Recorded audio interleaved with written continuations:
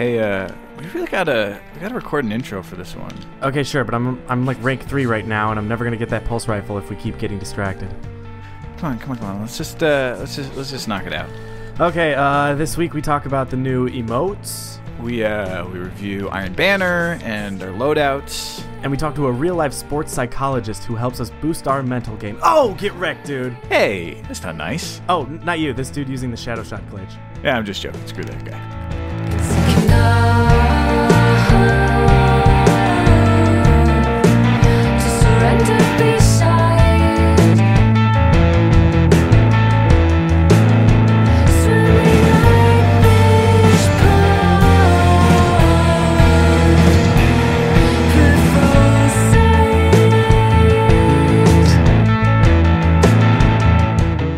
Swain, how's it going? Birds! It's been great. What about me? Bones. Hey, you. Tell us how you are. I'm doing great, guys. How are you guys doing? Aw, thank you for asking. So good. Good day. Another exciting week in Destiny, huh, guys? Every week's an exciting week in Destiny now. Seems like it lately, huh? Swain, I keep thinking about that thing you said last week, how there's been a patch in Destiny every single week since the Taken King came out. You know, I feel like they really care about us. Aw. They're listening. It's as soon as we can think of something to get up in arms about, they're like, oh yeah, we got this. This week, we're going to talk about it a little bit later, but there's another one next week. Yeah. They're doing another hotfix next week. So kind of 5 straight weeks. Have to do another hotfix next week, but we'll get to that. We had a lot of feedback from our last episode. A lot of feedback. It was a controversial one at best on the Twitter, on the internet. Some of you think we didn't go hard enough on the Sunbreakers, and we kind of want to clarify some things here. Kind of made us think about, like, what are we really about? Yeah, we have a little bit of a manifesto, if you will. You know, things we considered before we started doing the show and things we're constantly considering as we do it. And one of the main things that we've tried to follow, which can sometimes get tough with the way this game changes so frequently and the way that we always want change, but we try to play the game we have. There's only one way to get better, and it's getting in the Crucible and doing it and practicing against the things that we can know and predict. And obviously it's going to change in the future with patches and all that, and as we just said, they're coming more frequently, and that's awesome. But there's no way to just predict that and sit around and wait for it. So just get in there and adapt and work with what we have at the moment. The next one we came up with is if you die, it's your own damn fault. Don't want to be rude or rough on you guys, but you got to learn from your experiences when you die. And we want to impress that on you, that you take away every single time you get killed in the Crucible, take away something, and you do something to fix that. It's not the other guy's fault. It's not Bungie's fault. It's not a gun's fault. You're the one with the fingers and the brain operating the controller. Last one, of course, and I hope this one goes without saying, but the reality is we're not going to tell Bungie what to do because Bungie knows what's up. Getting to sort of see inside the process, it became clear that Bungie, they read Reddit, they're on Twitter, they're on the forums.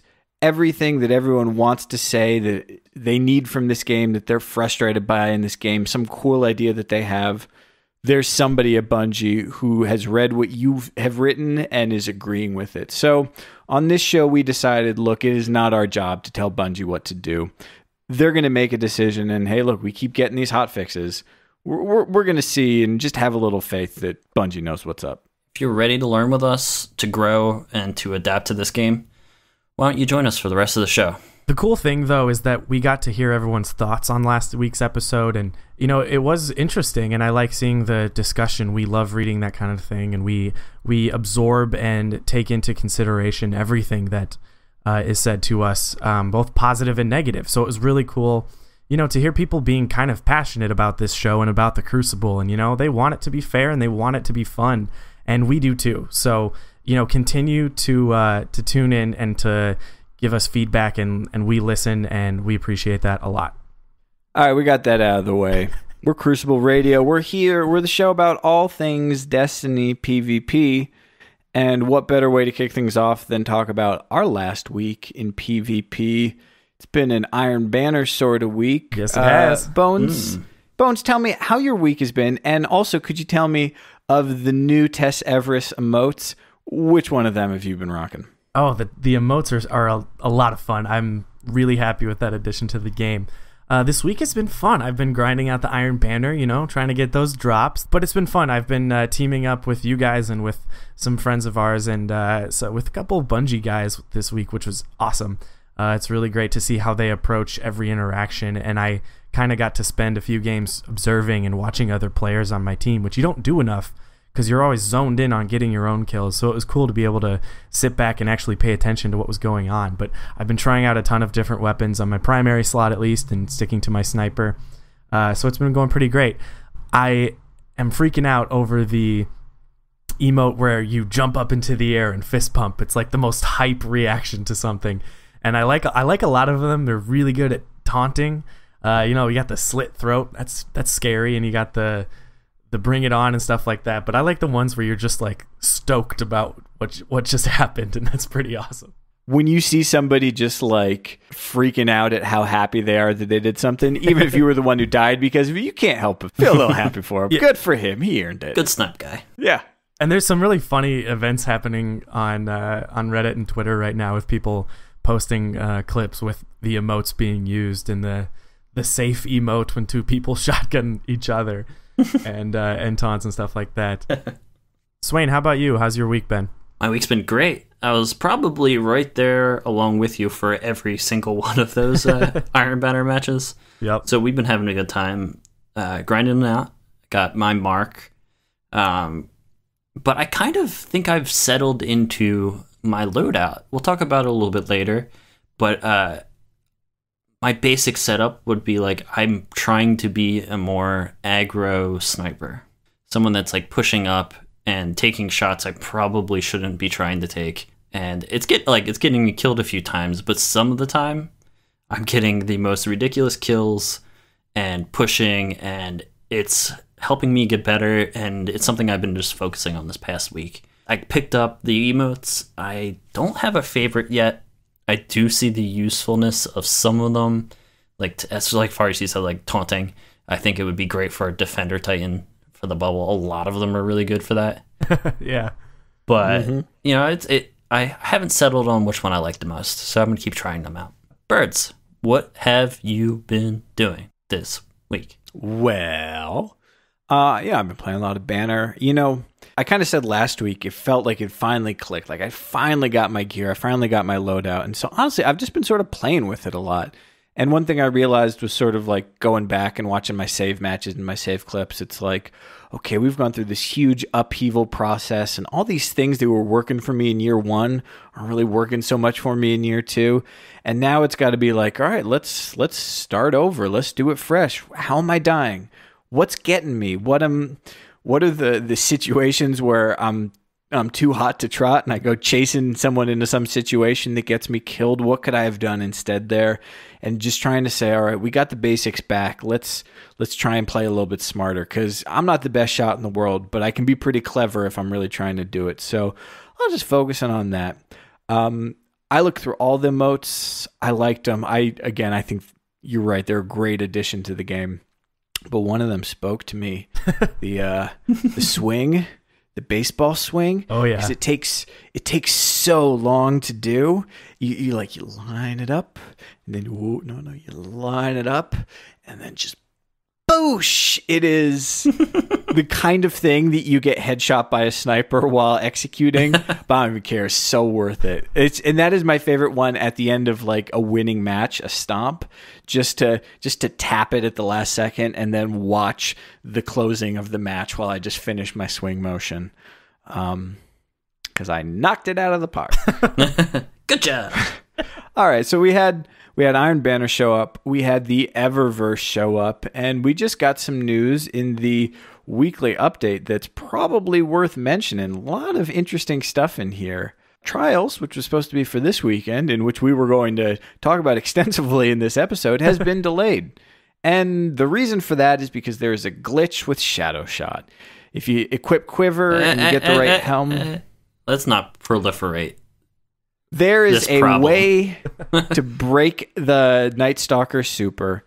And like, look, if you're having fun with it in a strike or something, then that's fine. That's one thing. But it really sucks in a competitive PvP environment. This one's clearly broken. And so Bungie made the call to say, hey, look, we're not going to put you guys into trials where one class has got infinite supers to spam. And, it's unfortunate, but hey, I respect that. It's a lot better than the alternative. I can imagine that was a really tough call to make. Oh, I can't even, sympathize with just having to sit there and go, look, we have to push this back. And that sucks. And I know a few Bungie guys were tweeting about how bummed they were. And we're all bummed, but yeah, it's a tough call to make. And I'm glad that they just kind of bit the bullet and did it. Another interesting note from this weekly update is Deej kind of addressing a few of the popular topics from this week. One being Sunbreakers, which obviously we know plenty about. And they say, they hear us and they're looking at the data. And, this is kind of how I felt and kind of why I didn't want to, jump right to saying something is broken. But they said they're looking at more data and they've got some stuff to examine. I mean, it's been a month, so it's not a ton of time to get used to something that will, exist for so long into the future. But, they're looking at it, and that's really cool. And they're also looking at issues with lag and connection problems in the Crucible, which, that's been stressful for everyone. There's no way around it. It's just something that we've now grown to deal with. And, of course, got to adapt, as we always say, but I don't like it and I don't want it to keep happening. And I'm really looking forward to their announcements about what they're doing for that. That's going to make Crucible just a wonderful place. So it's really cool for them to have all this stuff on their radar, and they're really spinning a lot of plates at one time. That's pretty cool. My heart, my soul. My heart. My soul, my heart. How has Iron Banner been for you guys this week, just as a whole? And let's then get into our loadouts and stuff. But just as a concept, I feel like Iron Banner's been really fun lately. I've been having the most fun in the Crucible I've ever had. But especially this week. Like I'm thoroughly enjoying the Iron Banner. Just from like a Sixes standpoint, it's been a while since I've been in a Sixes playlist. And the amount of chaos that goes on and communicating and having fun with your friends, like it's been so much fun. I haven't really run into any of the lag. I haven't run into the shadow shot nonsense. I've been having a ton of fun. What about you guys? I believe I said at the last Iron Banner, guys, I will never play Iron Banner again. Even if I start talking like I want to play it, don't let me do it. I'm telling you right now. And I got to agree with you, Swain. Like, look, Iron Banner is, look, you're playing Control. You're playing Sixes when all the sweatiest of sweaties are trying to get that gear, and all those people who normally play PvP are all playing, and they're all on your team. But even rolling solo, I've had a blast. Maybe it's just the new subclasses showing up, but just having that much more variety, just sort of shaking up the formula and being able to take new weapons in. Yeah, just breathed fresh life into it. To be able to go into Iron Banner and come in first place on my team with like a vendor scout rifle, that's pretty sick. Like that was the thing that wasn't working for me the last time, which is like, all right, I'm gonna roll with Thorn, and so is everybody else. There's only so many times you can get hit with Thorn and just be like, tired of my screen being all green. You're right. This is fun. I'm enjoying this. No, I'm doing okay. I'm looking forward to getting my rank up. Bones, what about you? Well, on the topic of rolling solo, I haven't really tried that much, but I definitely feel some of the frustrations that sometimes people have when they can't just, go and just chill and play by themselves without their headsets on and talking to people. I get that a lot. I definitely, despite the fact that I'm on a podcast where I hear myself talk all the time, I don't always like playing with people, and I do appreciate Destiny for the opportunity I get to just kind of zone out and be by myself and stuff like that. But you got to think about how Iron Banner brings so many more people to the Crucible than, every other week. And teamwork is crucial. And I look at it like raids. Maybe not with King's Fall, but raids are possible with less people, but just more of a challenge. Iron Banner is possible with less people, but it's more of a challenge. And that just seems fair to me. So, it's tough, but you got to team up. It's just like the raid. You got to find a group. You got to and get used to, having to communicate and stuff like that. But you'll have more fun in the long run once you get in the zone and you win 5 in a row. It's way better than just kind of struggling by yourself, let me tell you. I would say that I completely agree with you. It feels like they injected some of the competitive side of Trials into the Iron Banner. It feels like you have to go in and grab your team and communicate kind of like you would in Trials. It's fun when you have a full fire team. Like you said, I apologize to the few of you who like to run solo, but if you're feeling it, grab an LFG group. Yeah, there's tons of resources too. I mean, the Crucible playbook. We do LFG threads on there during Iron Banner.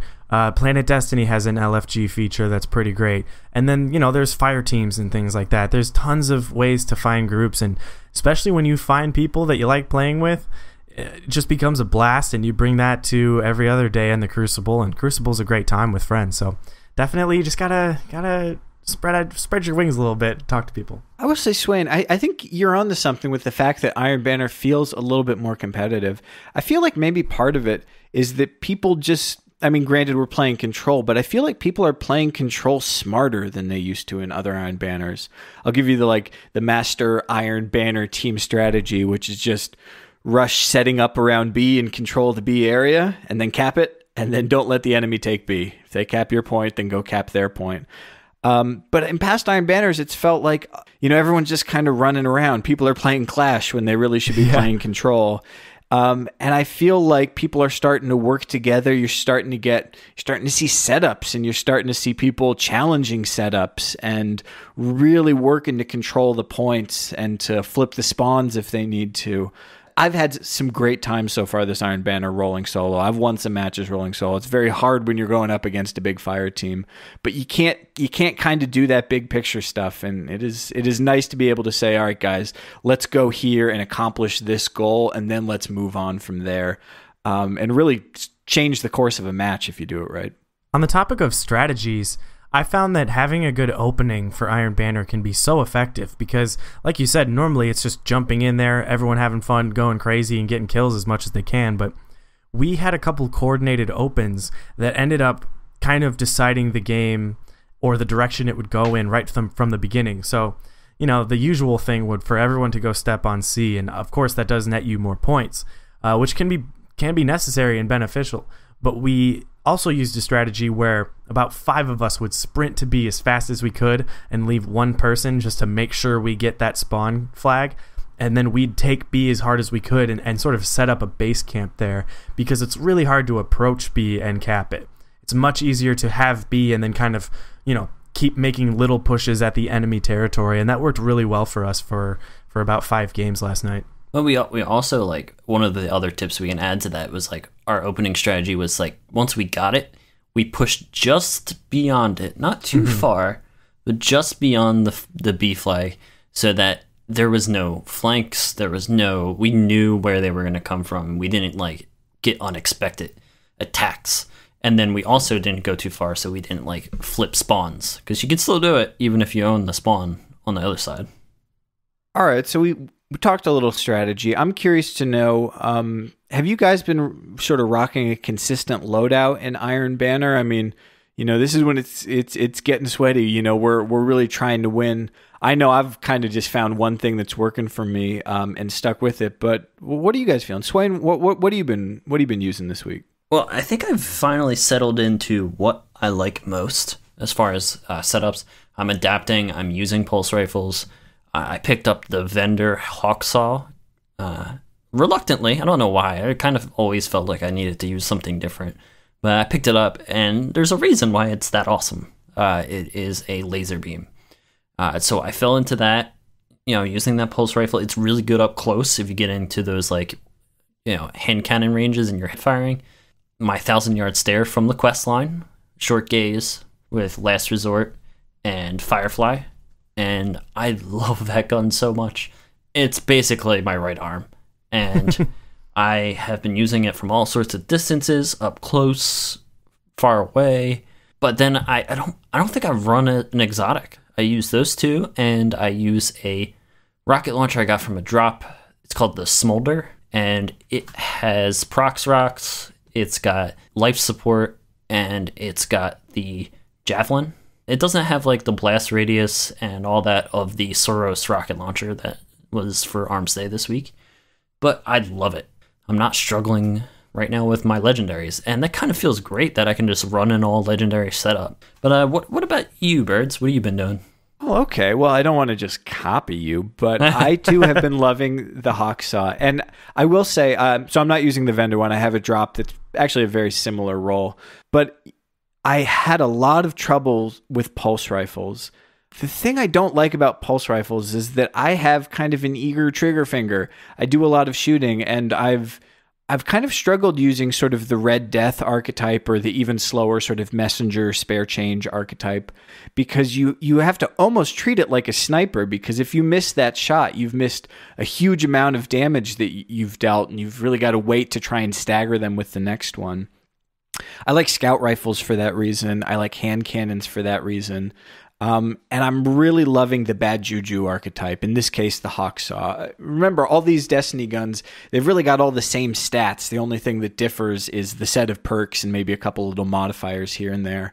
What I will say about the Hawksaw is that the one I have, I'm using the SLO-12 scope on it. It's a little projection sight. It just kind of pops up. It's like an oval, and there's nothing to it. And I love it so much because it's so unobtrusive. It just stays out of the way.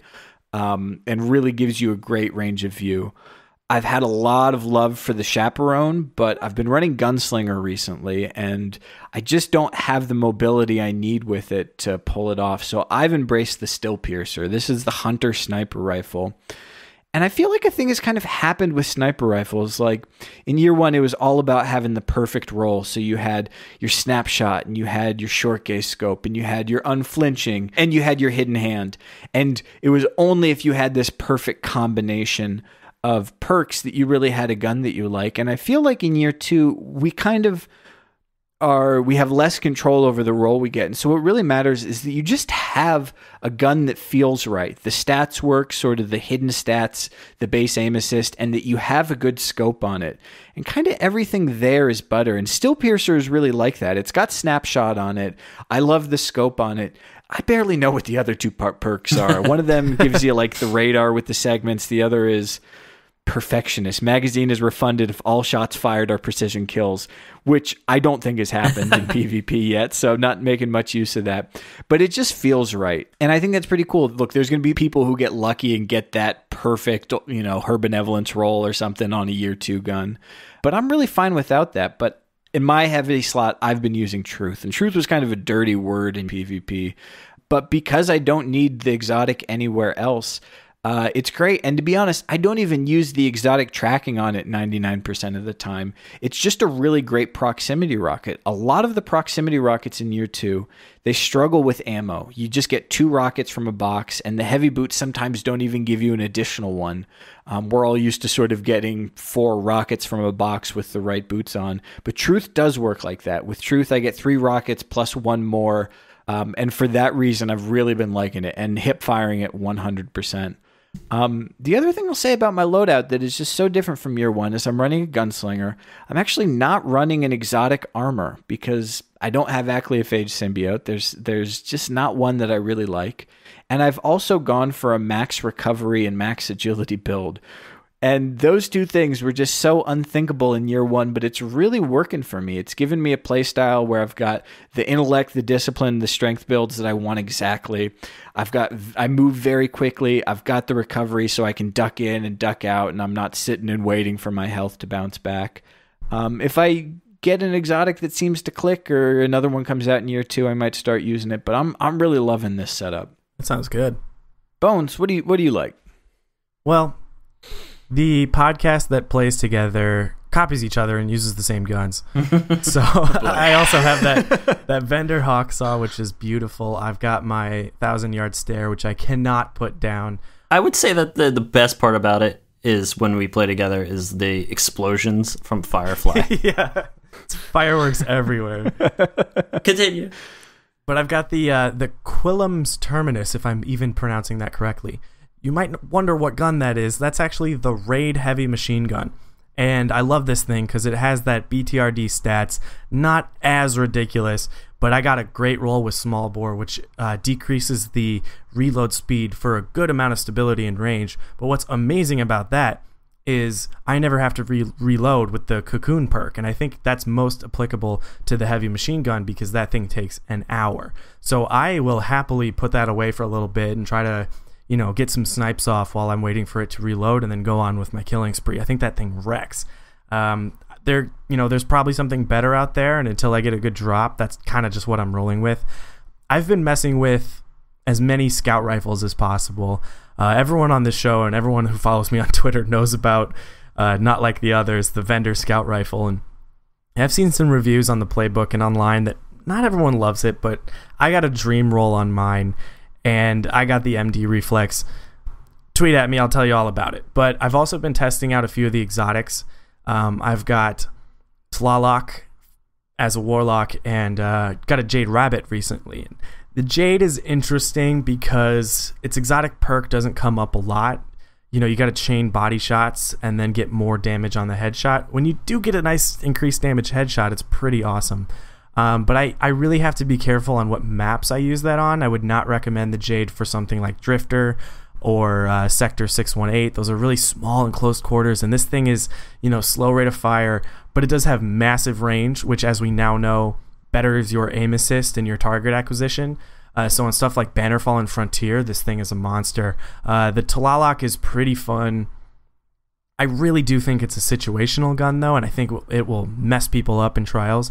But right now in Iron Banner, I'm going Stormcaller all the way, and I'm trying to use Landfall as much as possible with the Impossible Machines. And so I feel like I'm not getting that fast rate of fire bonus from that gun. Both very good scouts, both just a little more, situational than my go-to any situation, not like the others.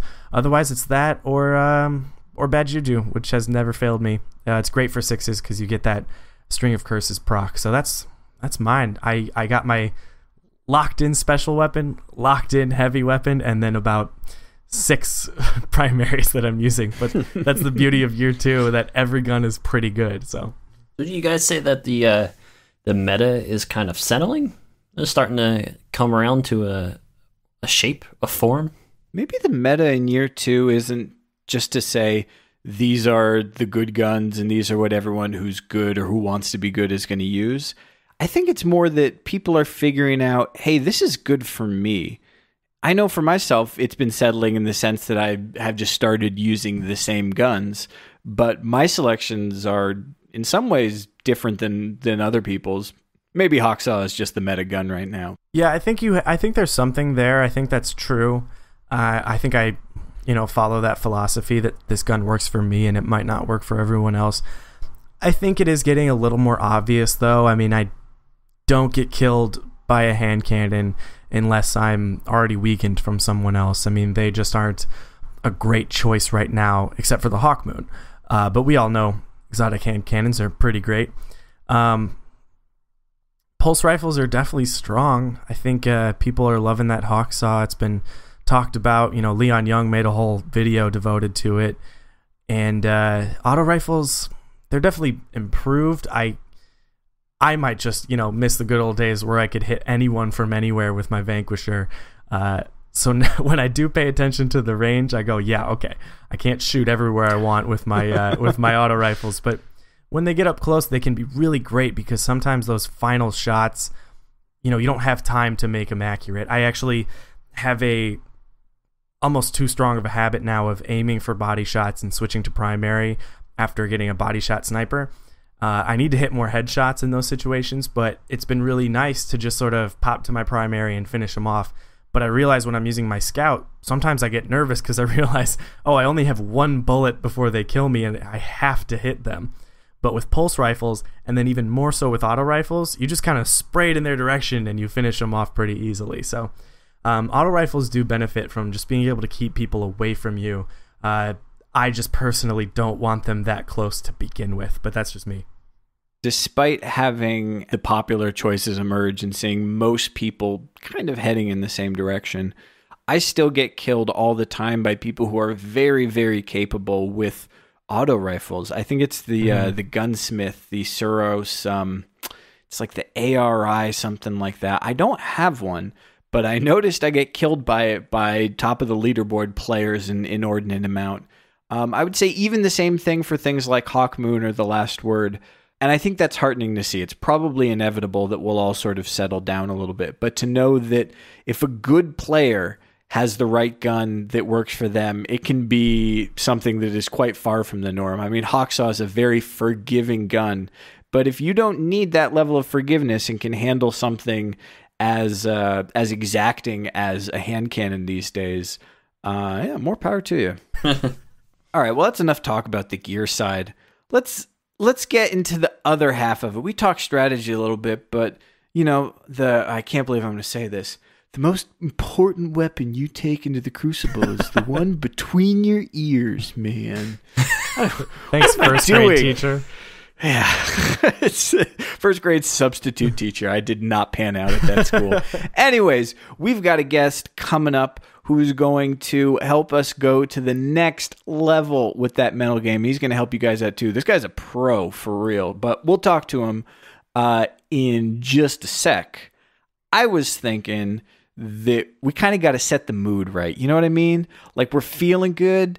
Got these new emotes. Let's all equip the Carlton. Let's do the Carlton, guys. Na, na, na, na, na, na, na, na, na. You know you have to play. It's not unusual right now. Oh, boy. Right? All right. I'm going to cut it after 10 seconds, but enjoy it. Do we have the rights to that? Musical break! It's not unusual to be loved by anyone. It's not unusual to have fun with anyone.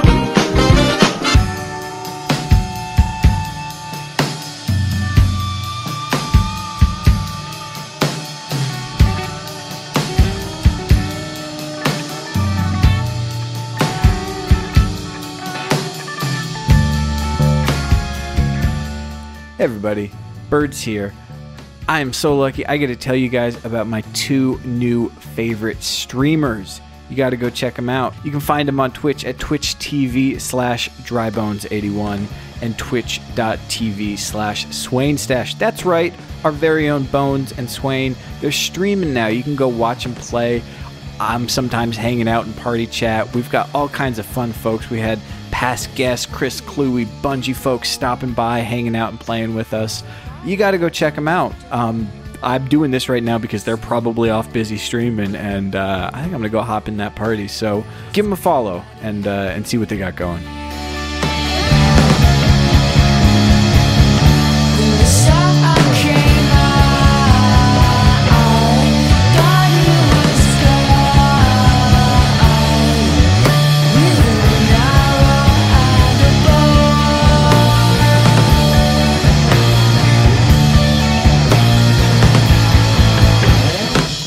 All right, joining us on the show today, a little unusual, not our sort of standard guest, but one that I think you guys are going to find very, very interesting. He actually reached out to us. Sports psychologist Steve, thank you for joining us. Thanks for having me, guys. Welcome, Steve. Welcome. You know, I could try and introduce you, but I imagine you're probably better at that than I am. Tell us a little bit about yourself. Sure. So, been a gamer for a long time now. Started off with original Nintendo, with my parents getting me that for Christmas back in the day, and definitely been playing ever since. Got into Destiny when it first started with the beta, and haven't played a game since that came out. So it's definitely got its claws in me. In my other amount of time that I work as a sports psychology consultant with the United States Army. My background is with sport and performance psychology. I have a graduate degree in that. And prior to working with the military, I was working with athletes at all different levels, youth sport, all the way up to professional. Wow, that's pretty intense. Yeah. We play video games, but hey, if I could play video games and get paid for that, I might do that as well. Well, we're still working on that paid part, yet, but But yeah, we just started this new, 2.0 Crucible recently, and of course Trials has been delayed, but Iron Banner is this week, and we all noticed that it's much more competitive, and Trials, as we know, is the most competitive. So how exactly do you apply what you do to playing video games? I mean, I get that it's a competitive environment, but sports and video games always feel kind of different to people. So how does that kind of cross over? First of all, I think one of the best things that Destiny did was introduce trials. I love that when that first came out and the competitive environment that brought along with it. Definitely a step up from the Iron Banner. But the skills that I work on with the soldiers and athletes, it's all performance enhancement skills, and competitive gaming is a performance. A lot of the challenges that gamers have are very similar to the challenges that a soldier in a high-stakes environment would have or a professional athlete would have. So things like remaining focused and staying confident, staying motivated to put in the practice to get better, managing your energy, anxiety, not getting too pissed off, things like that. All of that applies to a competitive gamer in the same way that it would for an athlete or a soldier. Right. Nice. So I've played guitar for a long, long time, but I realized that, I'd probably played for about 5 or 6 years and just put in countless hours, but I'd never really tried to get better at it. I'd sort of noodle around, or I'd play songs that I knew, and I realized I was just putting in countless hours and I wasn't really improving. And then I finally started to think okay, I actually want to get better at this. What should I be doing with my time? And what I realized is what actually worked was so different from just sort of the way I was spending my time before that. Tell me a little bit about the mindset a person needs to take into something like the Crucible and just make consistent, steady progress and get better at it.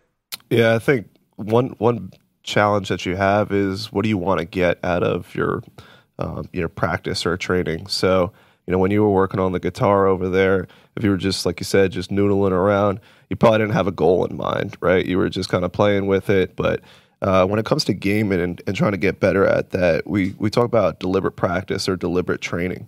And one characteristic of being deliberate with your practice or training is setting specific goals that are clear, measurable, realistic, and within your control. So it's very much, instead of just kind of going through the motions and playing the game for fun, if you have a specific goal in mind or an area for improvement, that's going to help you out significantly to speed up that progress of getting better. And it's really important, winning the match is great, but if you have that specific area for improvement, you're more likely to get the most out of your training. Because at the end of the day, if you're focusing on that process and you've got that area for improvement, you're more likely to get the outcome you're looking for or winning that match. Well, so give me an example of some goals maybe that you have in Destiny right now. For example, if I'm trying to get better sniping, which I'm not a very good sniper, I don't have the patience for it. I go with the shotgun. But if I wanted to get better at sniping, I would try to consistently go for, let's say, lining up a headshot 5 times in a match. And so, or for example, not holding down my aim down sights for more than 2 seconds at a time. So at the end of the day, if I win or lose the match really doesn't matter, but I have that specific goal that I'll know whether or not I achieve that or not. And I imagine you can get pretty good goals by just watching some of the really good streamers that are out there, seeing what they do and setting those specific goals for yourself, and then getting some feedback on that as well. A great way to get that feedback could be having somebody watch some of that game footage for you, or even doing that self-evaluation and just seeing your footage and reviewing it and checking in on your progress. So you're saying that if I want to get better at something, I should make the goals much easier than something like improving my KD. Would you say that trying to improve your KD and up it is way too broad of a goal? Well, I would say that would be a good start, but I think you could break that goal down even further, right? So what are the specific things that are going to help you improve your KD? So I'm guessing you would want to stay alive for one. Right. But honestly, you don't really have a lot of control over, the matchmaking system and what type of opponents you go up against. So you have a lot of control over your own behaviors. So really focusing on those controllable processes within your game or your control. So maybe trying to stay in cover more, to try and stay alive, to try and boost your KD. Absolutely, because if you're setting a goal like that, you're likely to improve your KD. So you're not focusing on the outcome. Again, you're focusing on that process. Well, so you talked about sort of recording and watching your footage, and that's something that I think we're all big believers in on the show. But I guess maybe just talk about that technique in general. Like, what sort of things should people look for? What should they be thinking when they're watching themselves play back a match? Well, I would say a lot of professional athletes do some journaling and logging, right? So during that process of getting feedback or giving yourself feedback, checking in on those goals that you had set for yourself prior to sitting down and turning the Xbox or the PlayStation on, and just following along with the process of how did I do with those specific goals that I set for myself. And again, I would throw it back to you guys to put out some specific examples of what would those good process goals look like versus maybe a broader outcome or performance goal. So I kind of struggle a little bit sometimes because I know what my strong suits are. Like I'm pretty good at moving around in the game. I'm pretty good at like staying alive when I probably should have died. But then I'll play with Bones in a party and it's just like, oh, he's just a way better shot than I am. He's picking up these crazy snipes. And part of it, I've got to wonder, like, he's just does he just have some talent that I don't have? I mean, could I ever reach that level, or am I always just going to be playing catch up? Well, as far as I know, you're not born with specific, sniping abilities, but I think Bones was actually. I think he might be a freak. But no, I mean, most elite performers, whether whatever setting it is, whether it's competitive gaming or athletics or in the military setting, they aren't born with these gifts. There's obviously things like height would be something that would be an advantage for a basketball player. But most elite athletes and soldiers and gamers, it's just a skill set that they've developed over time. And a lot of that came with that deliberate practice that we've been talking about. But a lot of it also has to do with the attitude and the mindset that they have, which you also have a lot of control over. Well, before we get on to some other topics, I'm kind of interested to hear your thoughts on getting stale or pushing past kind of, a slow and steady progress. Because I was always told when I was, playing sports and stuff that you can so easily plateau, and that's how you, switch up your exercises or something like that. So what would you say to someone who might be feeling like they're getting slowly better and better, but the 3.0 KDs aren't coming really fast? Is there a way to change that, or does that just require a little bit more patience and time? Oh, sorry, that's a terrible pun. Oh, boy. That was unintentional. No more puns like that hereafter. Wow. All right. What I would say is I think you need to challenge yourself. So just understanding that you may go up against some stiffer competition, but that's the best way to get better. Yeah. That's a way to avoid that staleness. You don't want to keep going up against noobs, right? Like you want to go up and challenge yourself so that you see what other people are doing, and continue to see that progress and log that progress. And those 3.0 KDs, that's not going to happen every game. I mean, even the best athletes, they don't have a good game every single time they go out there, or a good match. So it's just about being realistic with your expectations as well is important. Yeah. So let me frame the scenario here. So I want to sit down with my PlayStation and play Destiny, and my goal is to get better every single time I sit down. Can you just give us a few things that going into that, turning on my PlayStation, what sort of mindset should I start with?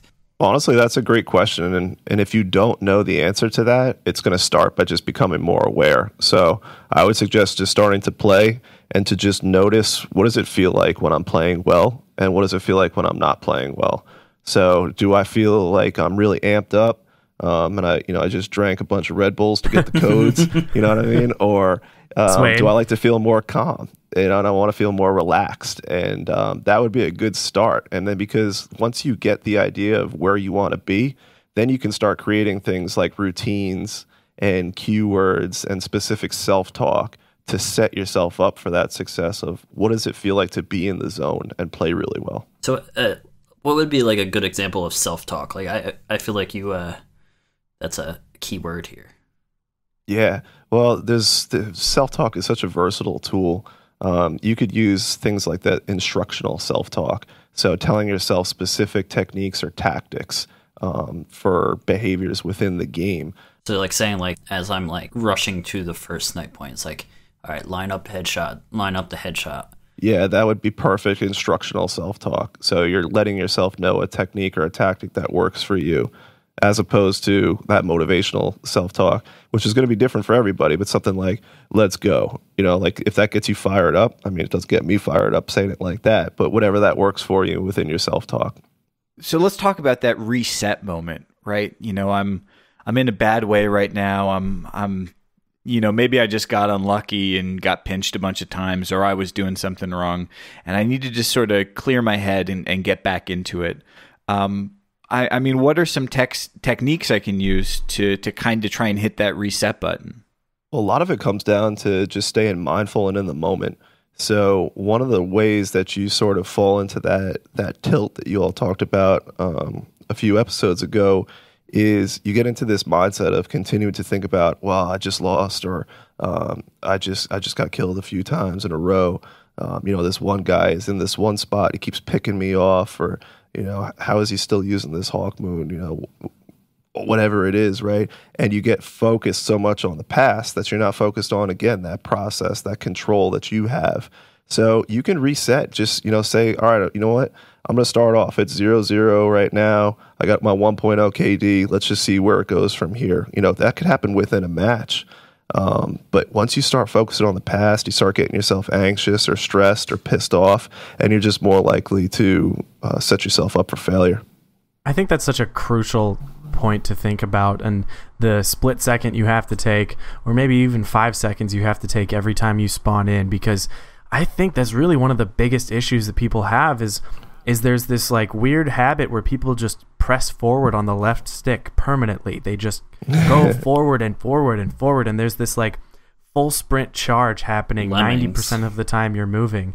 And and that was like one of the biggest things that I realized when I switched and decided to say, all right, I'm going to get good, was just not running forward into the middle of the map so much. So, it doesn't even have to be like, you don't have to be dying a lot. You don't have to be losing. You don't have to be missing your shots. You can be doing well and still die every once in a while, but it's still important to take a second and just be like, okay, let's get my setup. Where am I? What's going on? Where are my teammates? Yeah, and honestly, the game sets you up for success that way, right? Like Bungie set up a system where you can't automatically respawn. So even if you're mashing on that button, there is still, that moment that it gives you the time to be able to reset yourself and get yourself ready so that you can go out there and get on a nice little spree. Yeah, exactly.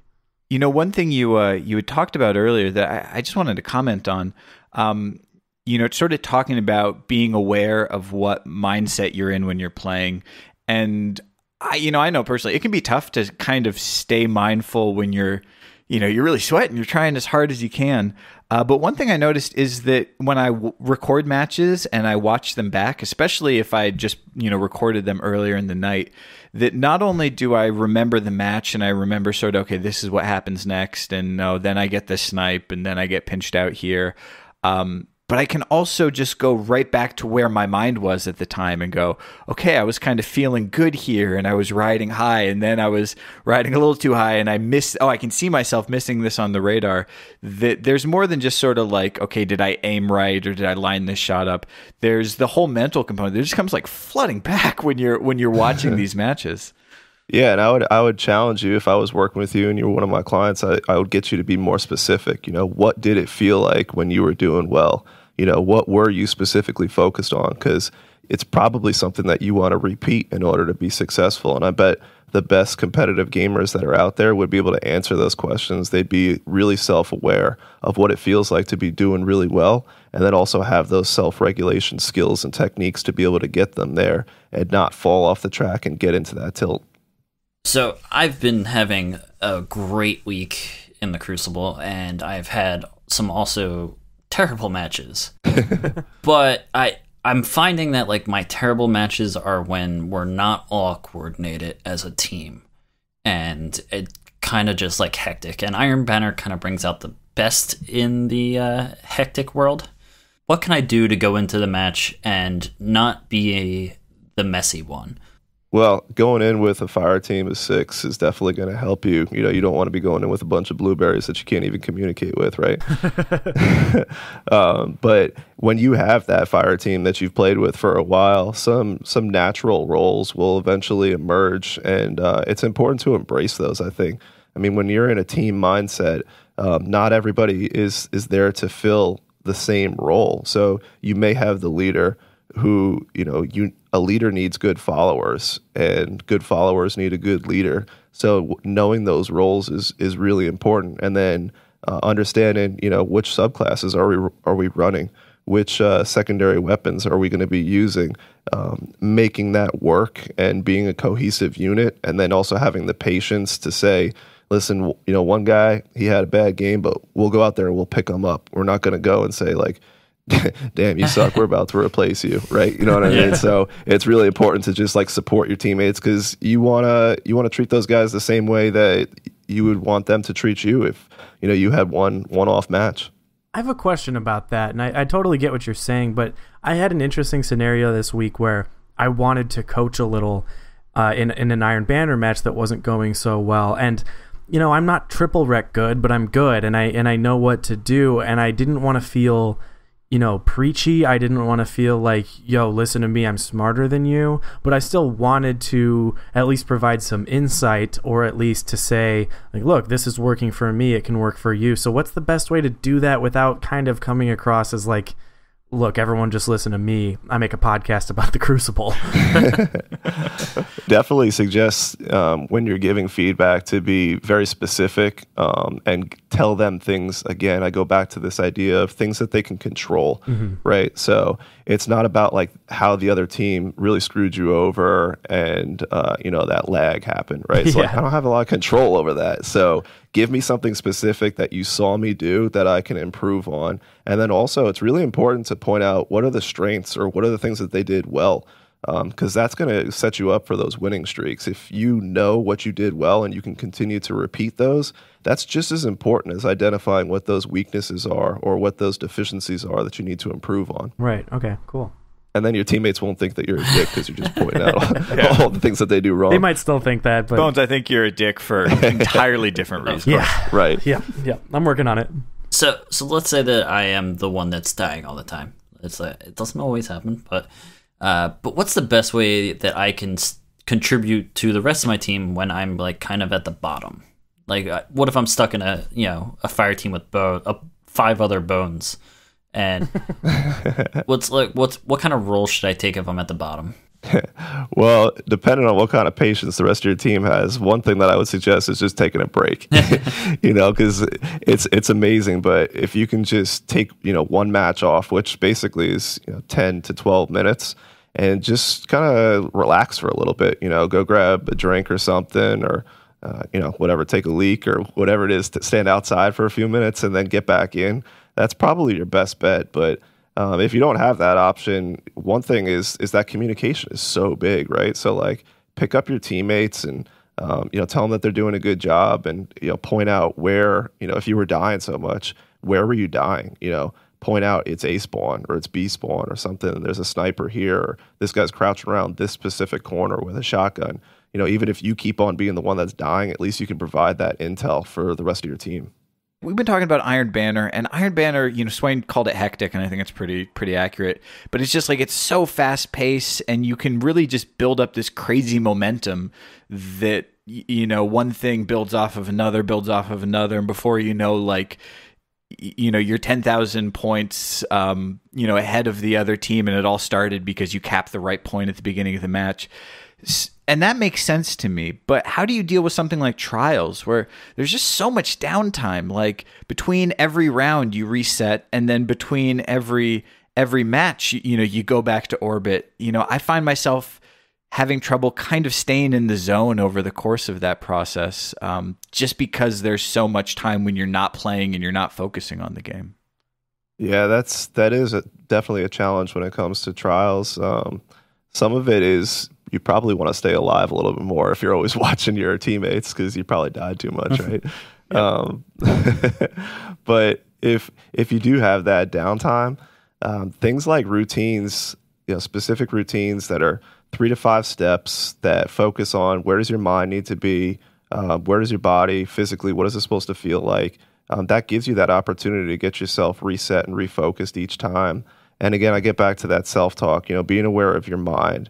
What are some of the things that you're thinking about? Are they productive for you at that moment, or are they counterproductive for you? Are they going to help you, or are they going to hurt you? It's great to be thinking about, like, hey, that pizza that I ordered from Dom's is supposed to be over here. It's 15 minutes late or whatever it is, right? But that's probably not going to help you when you're in trials with 2 other guys. So, it's a happy thought, it's a positive thought, but it's not going to be productive for you in that particular moment. So, taking that time to really be aware of your thoughts, replace it with those things that we just talked about, with that self-talk, using those routines and some breathing strategies to get yourself reset in terms of your activation. All that stuff is going to help you in that downtime. Well, so that's something we haven't really touched on yet. Talk about breathing.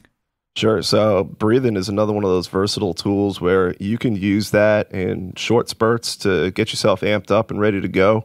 But it's more commonly used to relax yourself.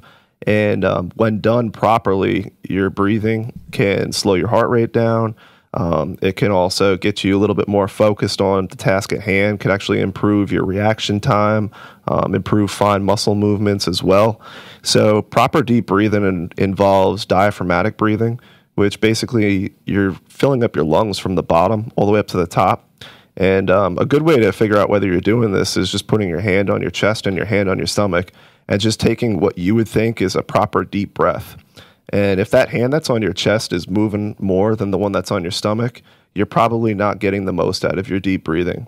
So you really want to focus on controlling the inhale and controlling the exhale, and focusing in specifically on bringing that oxygen and that air all the way down to the bottom of your lungs and filling it up from the bottom to the top, and then exhaling and getting all of that air out. And that's going to give you the relaxation response that you're typically looking for when you're using deep breathing. I think you've got 3 Crucible radio hosts with their hands on their chest and stomach, breathing deeply right now. Yeah, me too. Yeah, and if you notice, like, when you tell somebody to relax, or calm down, it's like, well, I don't know what that means. Like, how do I do that? If you're getting pissed off at your teammate because they keep dying, it's like, come on, man, focus, relax, calm down. It's like, well, I don't know how to do that, right? So if you're a little bit more like, hey, man, just take a deep breath, and you do that properly, and it's not like your shoulders go up to your ears and your chest gets puffed out, right? If you do it properly and it's just your stomach that's moving, you're going to get that nice, calm, relaxed feeling, and you'll be more likely to be ready to go. I love that we're talking about physical ways of getting your head in the game and getting right going into a Crucible match. But on that topic, I don't get a lot of sleep. It's something I struggle with. I have a very labor-intensive job. I work a lot of hours, and this game is kind of it's my hobby and it's my time away from that. But I find that it's hard to have both. Do you have any tips for someone who is very time constrained but still wants to get better? Yeah, well, first off, sleep is going to be a difference maker for you if you get into competitive gaming. Your body needs sleep, your brain needs sleep, and if you're not getting enough of it, your immune system's going to go down, you're going to be much more irritable. So again, it's none of those things where if somebody in your fire team is getting really pissed off, maybe it's because they didn't get a good night's sleep the night before. So tell them to unplug and go in and just turn the lights off and get a little nap or a little shut-eye in. But sleep is so critical to any of those performances that require split-second decisions and really controlled focus. If you can't get that recommended period of time of sleep, which really nobody has the specific answer, it varies among individuals. That 6 to 8 hours is generally what's recommended, but you got to know your body really. And if you're, I don't know what time you guys started with that Taken King when it came out, but when you did that 24-hour marathon, probably by the end, you probably weren't doing all that well. Your mind, your body, it needs that time to turn off and to recover and recharge. And it's so important. And too many times people get this perception that I don't need that much sleep. And every study that's out there shows that continuous sleep restriction is going to have a significant impact on whatever the performance is that you have coming up. There's actually a pretty interesting thing. This came up a while back on this show, but it's kind of the concept of, or a misconception that more practice makes you better. And former guest M-Tashed actually has a really great video about this, and he discusses how the people who are very good at this game aren't good because they play for 10 hours a day. And some of them do because they love it and they want to. I mean, I wish I could, but that's not why they're better. And, putting in endless amounts of hours is not going to help you. And if you're just exhausting yourself 7 hours into a gaming session and pumping yourself full of caffeine, you're only reinforcing bad habits. So, I mean, one of the nice things, it's the hardest thing to, tell yourself to do, but to try to get more sleep, it's also good to know that you don't need as much time in the game. And obviously, if you're having fun with friends, I'm never going to tell you to just go to sleep and stop playing Destiny. But if you're feeling there's times where I am just like, I'm up late, I'm trying to finish some quest or some bounty, and I'm just like, I need a game with this many hand cannon kills. They don't go well because I'm just playing by myself and I don't have good teammates. And suddenly I'm just like angry and tilting, and I'm just like, why did I just spend a whole hour doing this? I'm no better than I was before. So sometimes you just got to bite the bullet and say, like, you know what, that's enough Destiny for tonight. And that doesn't mean you're not going to get better the next day. Yeah, quality over quantity all day long, right? So if you're trying to get better, it's definitely about the quality. But if you're just looking to have fun, just playing with your friends or something, if you're just chilling on a patrol or doing, quarter orcs, that's one thing. But definitely preaching that quality practice over the quantity of practice. You don't need to play this game 10 hours a day. And more likely than not, if you do, you're going to get burned out pretty fast. Oh, yeah. So one thing I've been thinking a lot about recently, and we've talked about it a little bit on this show, is, I'm very much a creature of habit. Like I've joked, I eat the same thing for lunch every day, and I do eat the same thing for lunch every day. But I'm the same way with my loadouts, with my subclasses, with my perks in Destiny.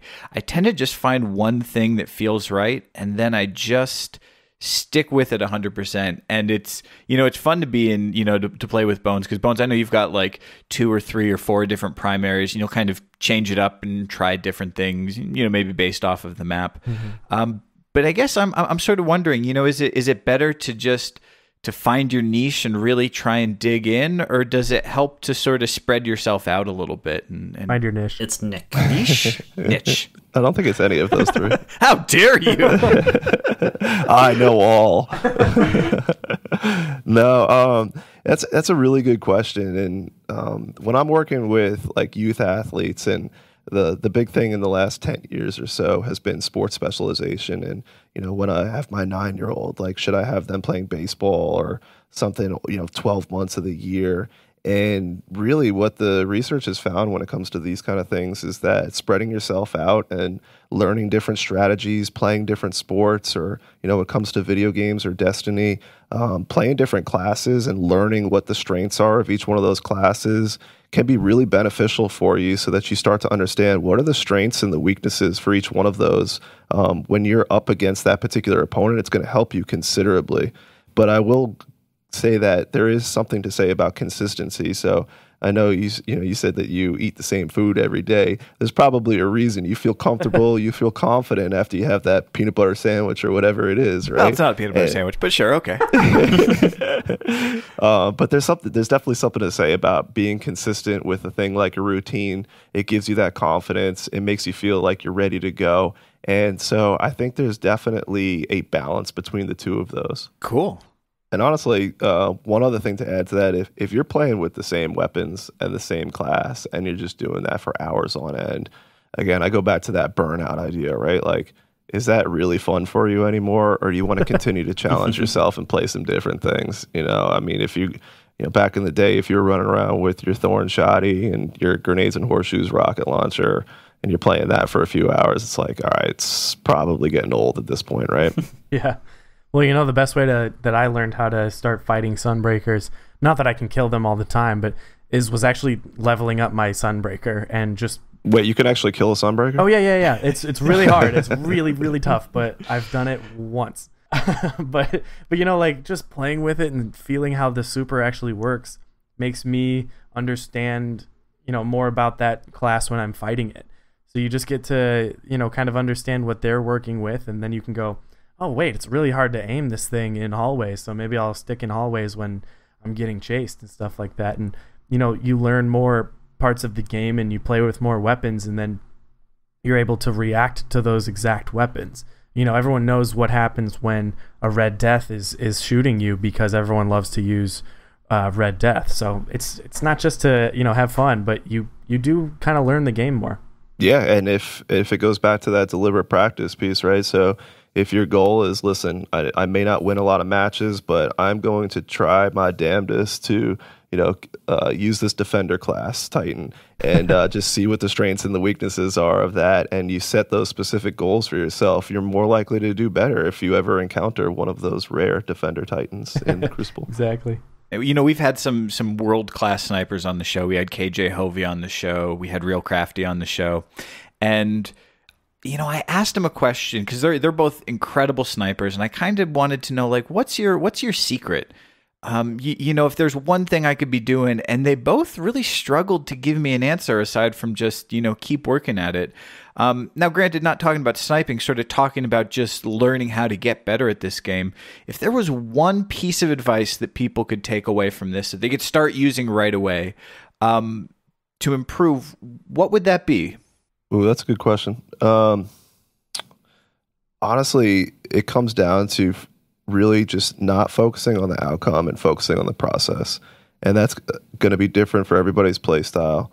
But whatever it is that works for you, go with it. And whatever it is that you need to improve on, focus on that, set those specific goals. Don't worry about the outcome of the match. Eventually, a couple days down the line, next week, you'll see yourself be a better player because of that. Sage advice. Yeah, that's the secret, guys. The old veteran. All right, Steve. Well, thank you so much for coming on the show. You're probably not a streamer, but, if people wanted to sort of learn more about you or about the work that you do, where can they find it? Yeah, so you can definitely hit me up on Twitter. My Twitter handle is sportspsychnyli. I'm originally a New Yorker. So you can definitely hit me up on there. And I would say also, I'm interested in working with competitive gamers. So if you have an interest in improving your mental game, and maybe you want to do some of this training and commit to it, I'd love to have some people reach out to me, and we can set something up. That would be really cool. Oh, man, that's awesome. That's a great service to offer, because I think that's just, that's not something that's accessible in the gaming world right now.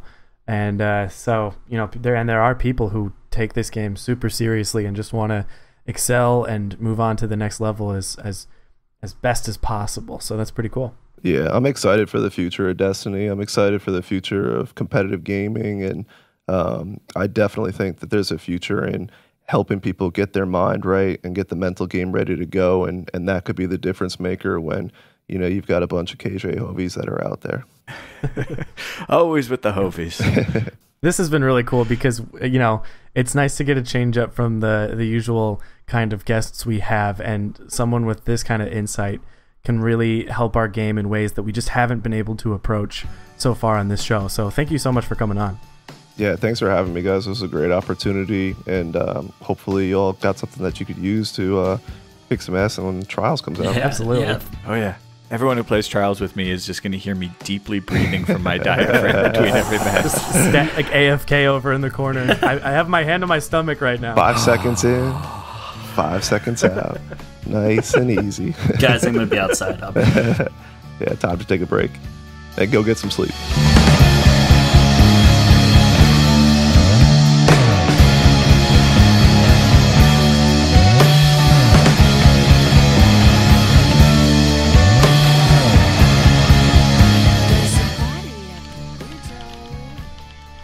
All right, as always, follow us on Twitter at Crucible Radio, Facebook, our page on Planet Destiny, and follow me and Swain on Twitch.